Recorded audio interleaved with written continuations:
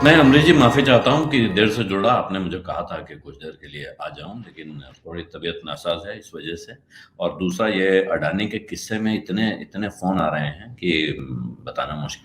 अभी जो ताज़ा सूचना सूत्रों के हिसाब से मिल रही है, उसमें ये है कि सेबी भी बहुत दिनों के बाद शायद जाग उठा है और सेबी ने इंटरनली कुछ काम शुरू किया है। अभी तक उन्होंने कोई जाँच बिठा दी ऐसा नहीं है, लेकिन चर्चा है कि शायद वो कुछ कर रहे हैं, देख रहे हैं।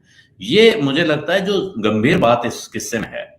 एक तो हिंडनबर्ग ने जो इल्जाम लगाए हैं उन पे एक बार फिर से ये बात करनी चाहिए। हिंडनबर्ग का कहना है, एक, अडानी की कंपनियां बहुत महंगे भाव पर उनके शेयर बाजार में हैं, यानी वो ओवर वैल्यूड हैं। जहां थे उस दिन, जिस दिन वो रिपोर्ट आई, उस दिन उससे 85% गिरावट की गुंजाइश उनको दिख रही थी। यानी जो 100 रुपए का शेयर था, वो उनके हिसाब से 15 रुपए का होना चाहिए था। और इसके लिए वो तमाम तरह का बड़ा भारी 106 पेज की उनकी रिपोर्ट थी।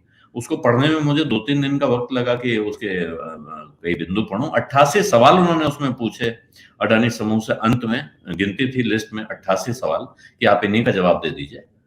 लेकिन इसके साथ एक चीज थी कि हिंडनबर्ग अमेरिका के शॉर्ट सेलर हैं। ये ध्यान रखिएगा, हिंडनबर्ग कोई अंतरराष्ट्रीय विश्व बैंक या इंटरपोल जैसी एजेंसी नहीं है जिसका काम जांच करना है। वो किसी कंपनी के शेयर बेच के या उसकी सिक्योरिटीज बेचकर पैसा कमाने वाला एक इंस्टीट्यूशन है। एक्टिविस्ट शॉर्ट सेलर कहलाते हैं वो। यानी पहले किसी कंपनी की खुदाई करते हैं, खोजबीन करते हैं, उसकी जड़ खोदने का सामान निकालते हैं। उसके बाद उसके शेयर या बॉन्ड्स को, इस किस्से में उन्होंने बताया कि हमने अडानी के बॉन्ड्स और अमेरिका में या जो ऐसे उनके डेरिवेटिव जो भारत में ट्रेड नहीं होते हैं उनमें शॉर्ट पोजीशंस ले रखी हैं। यानी कि उनको हमने बेच रखा है, वो गिरेंगे तो हमको फायदा होगा। ये साफ है कि अडानी के शेयर गिरने से उनको लाभ होने वाला है। ये बात उन्होंने साफ साफ उस रिपोर्ट में लिखी हुई है। और ऐसा वहां चलता है तो कोई अनहोना काम नहीं वो कर रहे हैं।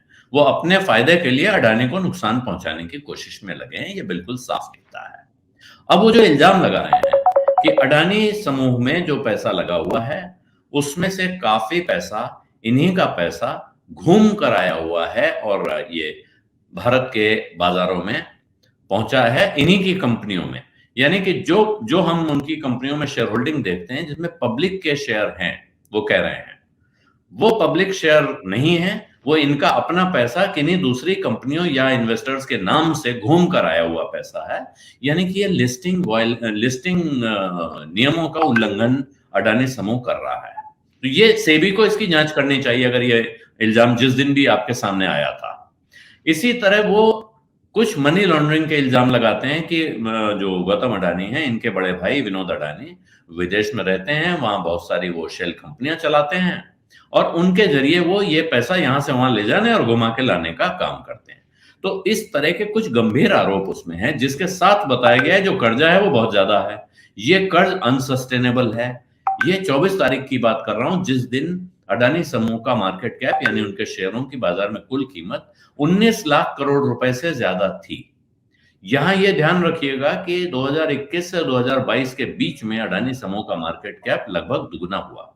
9,68,000 करोड़ से बढ़कर वो 19,60,000 करोड़ के आसपास पहुंचा। तो अब वो अभी भी जहां गिर के पहुंचा है, लगभग 47% की गिरावट के बाद भी अभी वो वहां नहीं पहुंचा है। और इसके पहले 3 साल का देखें तो ये बढ़त और बहुत तेज है। इस वजह से इल्जाम ये लगता है भारत में, ये हिंडनबर्ग की रिपोर्ट में इल्जाम नहीं है कि भारत सरकार ने किसी तरह की कोई मदद की है या कुछ है, लेकिन भारत में कहा जाता है कि अडानी की जो ये इतनी तेज ग्रोथ है रॉकेट की तरह, इसके पीछे, क्योंकि वो प्रधानमंत्री नरेंद्र मोदी के नजदीकी हैं, तो इस सरकार का हाथ है, उनके रसूख का हाथ है। इसलिए आज विपक्ष जब खड़ा हो गया है, और विपक्ष को बहुत दिनों से, आप जानते हैं, राहुल गांधी बहुत समय से अडानी पर सवाल उठा रहे हैं। टीएमसी की सांसद महुआ मोइत्रा ने संसद में इस तरह की रिपोर्ट्स पेश की थी कि अडानी समूह ये गड़बड़ कर रहा है, वो गड़बड़ कर रहा है। अभी फोर्ब्स की एक रिपोर्ट है जिसमें कहा गया कि इस एफपीओ में जो फॉलो ऑन पब्लिक ऑफर कल अडानी ने वापस लिया है 20,000 करोड़ रुपए का, इसमें भी जो पैसा लगा है वो इन्होंने, अडानी ने खुद अपना पैसा घुमा के लगाया। और ये बात तो पब्लिक के सामने आ चुकी है कि भारत के सबसे बड़े अमीरों ने, जिनके नाम मैं यहां नहीं लेना चाहता हूं, उन्होंने अंत में अपना अपना पैसा, प्राइवेट पैसा लगाकर, अपने फैमिली ऑफिसेस के जरिए पैसा लगाकर इस एफपीओ को सफल बनाया था। बहुत से लोग आज ये भी कह रहे हैं कि अगर सिर्फ आम आदमी का पैसा लगा होता रिटेल इन्वेस्टर को तो शायद अडानी जी वापस नहीं करते। लेकिन 3200 रुपए के भाव पे वो शेयर इशू होते अगर वो एफपीओ रद्द नहीं होता। आज की तारीख में 1600 रुपए के आसपास पहुंच गया अडानी का शेयर, वहां से आधा हो चुका है। अभी कल क्या होगा पता नहीं है अडानी एंटरप्राइजेस का। तो मुसीबत बाजार के लिहाज से पैदा हो चुकी है। जो महमूद आबदी साहब अभी कह रहे थे, मेरे लिए एक बात मैं यहां साफ कर दूं, क्योंकि कई चर्चाओं में मैं जा रहा हूं और लोग मुझ पे बार बार कमेंट बॉक्स में लिखना शुरू कर देते हैं कि आप अडानी का क्या है, अडानी का क्या है। मैं बहुत सालों से शेयर बाजार में इन्वेस्टमेंट करता रहा हूं, लॉन्ग टर्म इन्वेस्ट करता हूं, ट्रेडिंग बिल्कुल नहीं करता हूं। संयोग कह लीजिए या समझदारी कह लीजिए, अडानी समूह के किसी भी एक कंपनी का एक भी शेयर मेरे पास न कभी था न आज है। मैंने उसमें कभी कोई पैसा नहीं लगाया है, इसलिए उसके बनने बिगड़ने में मेरा कोई लाभ नुकसान शामिल नहीं है। लेकिन मुझे इस प्रकरण में बड़ी गंभीर चिंता है कि जो अडानी के शेयर गिर रहे हैं या उसके बाद अभी दूसरी कंपनियों पे इनका जो असर आता है कि इस बैंक ने अडानी को कर्जा दिया है साहब, अब उस बैंक में चिंता करनी है। लाइफ इंश्योरेंस कॉर्पोरेशन ने अडानी में पैसा लगाया, अब उसकी चिंता करनी है। और बाजार में इस तरह की कानाफूसी और चिंताएं बहुत तेजी से बाजार को गिराने में भूमिका निभाती हैं, जिसकी वजह से वहां लगा हुआ आम निवेशक का, छोटे निवेशक का बहुत पैसा डूब चुका है। अडानी जी के लिए तो ये कंपनी आज भी, मैं कहता हूं 1600 रुपए पर भी अडानी एंटरप्राइजेस अडानी की अपनी कीमत से नीचे थोड़े पहुंच गई है। लेकिन उस निवेशक की सोचिए जिसने 4000 रुपए पर अडानी एंटरप्राइजेस का शेयर खरीदा होगा, उसने 2-4 लाख रुपया लगाया हो, मान लीजिए उसके पास 4 लाख थे तो 4 लाख लगाए, 50,000 थे तो 50,000 लगाए। आज वो उसका क्या हाल होगा ये सोचिए।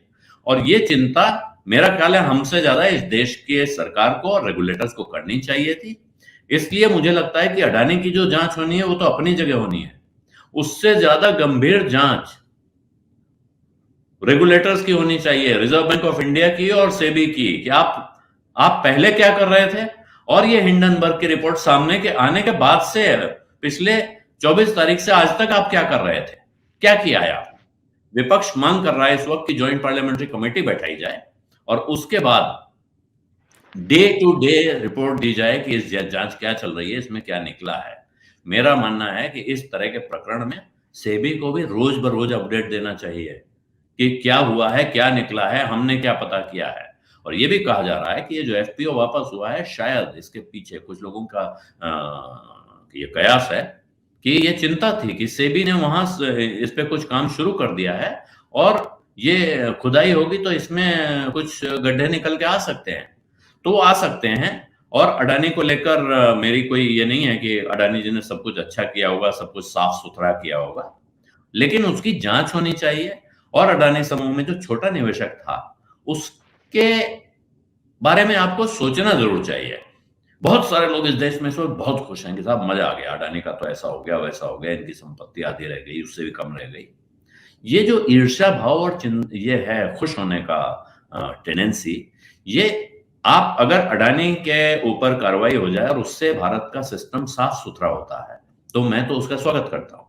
लेकिन ये चिंता कौन करेगा कि इस कांड में, और ये इसलिए भी और चिंता करने का कारण मुझे लगता है कि अगर यहां बहुत से लोगों को नुकसान होगा तो भारत में शेयर बाजार में पिछले 2-3 साल में जो लगभग 10 करोड़ अकाउंट खुले हैं उनमें बहुत सारे लोग पहली बार इन्वेस्ट कर रहे हैं। अभी पहले वो न्यू एज कंपनियों में जले हुए हैं जिन्होंने पेटीएम में और जोमेटो में तरह तरह की कंपनियों में ऊंचे भाव पे पैसा लगाया, वो सब डूबा हुआ है।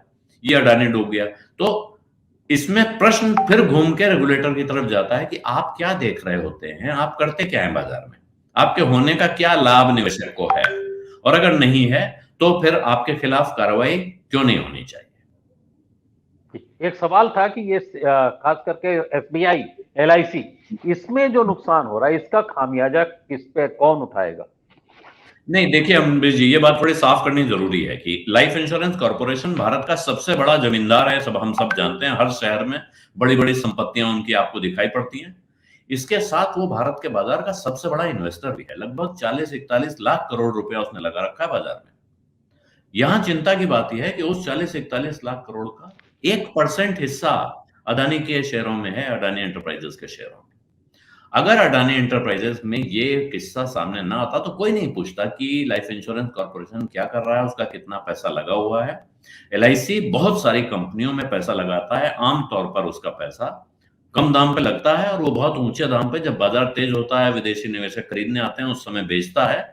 इसलिए एलआईसी बाजार के ऑपरेशन में मोटे तौर पे फायदे में रहता है। अभी तक वो ओपेक था, यानी लिस्टेड कंपनी नहीं थी पिछले साल तक, तो कोई पूछता भी नहीं था, हिसाब किताब देने की कोई मजबूरी नहीं थी। सरकार पूछ सकती थी, पब्लिक पूछ नहीं सकती थी। अब वो लिस्टेड कंपनी है, मैं मान लीजिए एलआईसी का शेयर होल्डर हूं, जो मैं नहीं हूं, मैंने उसके भी आईपीओ के समय उसमें एप्लीकेशन लगाना ठीक नहीं समझा था, तो उसका इन्वेस्टर पूछ सकता है कि भाई आपने कहां कहां पैसा लगा रखा बताइए। एलआईसी ने कहा है कि हमने जितना पैसा अडानी एंटरप्राइजेज में लगाए थे, 3 दिन पुरानी बात है, ये लगाया था, इससे उसकी बाजार कीमत इतनी ज्यादा आज है, तो हमें चिंता नहीं है। मुझे ऐसा लगता है कि आज की तारीख में एलआईसी अगर दोबारा बयान जारी करेगा तो वो जो बाजार कीमत दिखा रहा है वो नीचे आ चुकी होगी, यानी कि वो नुकसान में हो सकता है। लेकिन बाजार में पैसा लगाने में जोखिम होता है। एलआईसी जैसा संस्थान जब ये काम करता है तो वो उतार चढ़ाव देखता है और बहुत लंबे दौर का निवेश करता है। अब अगर कंपनी में घोटाला था, एलआईसी को किसी ने कहा इसलिए उसने इस कंपनी में पैसा लगाया, ये तथ्य सामने आते हैं, तो एलआईसी के अधिकारियों और उस कहने वाले के खिलाफ कार्रवाई होनी चाहिए। बिल्कुल यही बात स्टेट बैंक ऑफ इंडिया के कर्जा देने के मामले में है। एसबीआई का कहना है कि जब हमने कर्जा दिया, एक अडानी के बॉन्ड रेटिंग एजेंसियों ने उनको AA रेटिंग दी हुई है, हमारे जो नियम कायदे हैं उसके हिसाब से हम रेटिंग देख के लोन देते हैं। अब एसबीआई, कुछ प्राइवेट सेक्टर के बैंक हैं, एक्सिस बैंक है, ऐसे तमाम बैंकों ने जो कर्जा दे रखा है अडानी समूह को, उसके सामने उसने उनकी किस कंपनी के कितने शेयर गिरवी रखे हैं और उन गिरवी रखे शेयरों का क्या भाव उस समय एसेस किया गया था, जिस तारीख को गिरवी रखे गए उस तारीख को क्या भाव था, इससे तय होगा कि वो नुकसान में है कि फायदे में है। और अभी तक तो ये कारोबार अभी बैठा नहीं है, डूब नहीं गया है, इसलिए वो पूरा पैसा डूब जाएगा वाली आशंका आज की तारीख में नहीं है। और नियम ये होता है कर्ज देने का कि अगर आपने जिन शेयरों के बदले कर्जा लिया है, जो दाम उनका आपके बुक्स पे चढ़ा है, अगर उनके दाम गिरते हैं बाजार में, तो फिर बैंक पार्टी से कहता है कि अब आप या तो और सिक्योरिटी लाइए और कोलेटरल लाइए, जमा कीजिए, नहीं तो जो कुछ है इसको हम नीलाम करेंगे, फिर वसूली करेंगे, फिर आपके खिलाफ डिक्री लाएंगे। तो ये कार्रवाई होती है। अडानी के कुछ कारोबार ऐसे हैं जिनमें जमीन पर काफी बड़ी संपत्तियां मौजूद हैं, बैंक चाहें तो वहां से वसूली कर सकते हैं अगर वो नौबत आ गई तो। कुछ कारोबार ऐसे हैं जिनमें अभी शायद कुछ नहीं दिखेगा, क्योंकि वो भविष्य के कारोबार बताए जाते हैं और उन्हीं में बहुत तेजी से उनके शेयर भागे थे। आज की तारीख में चिंताएं भी वहीं दिख रही हैं। लोअर सर्किट 5 कंपनियों में आज लोअर सर्किट लगा है अडानी ग्रुप की, बाकी भी काफी अच्छी गिरावट दिखा रहे हैं। एक शेयर है शायद जो कि दिखाता है कि कुछ उसमें आपको लाभ दिख रहा हो, लेकिन बाकी सब गिरे हुए हैं, बुरी तरह गिरे हुए हैं। इस बात के कोई आसार नहीं दिखते हैं कि कल भी वहां कोई राहत होगी या सुधार होगा, क्योंकि अब बाजार में एक सटोरिया भी इस काम पे लगते हैं, देखते हैं पिट रहा है तो उसको और पीटो, हम इसमें पैसा बना लें। हमको लगता है कि बाजार गिरता है तो सबका पैसा डूब रहा है। कुछ लोग बाजार में ऐसे होते हैं जो चढ़ते बाजार में भी पैसा बनाते हैं और गिरते बाजार में भी पैसा बनाते हैं। तो वो लोग ऐसे वोलेटाइल समय को बहुत उत्साह के साथ देख रहे होते हैं, तो इस वक्त वो भी लगे हुए हैं।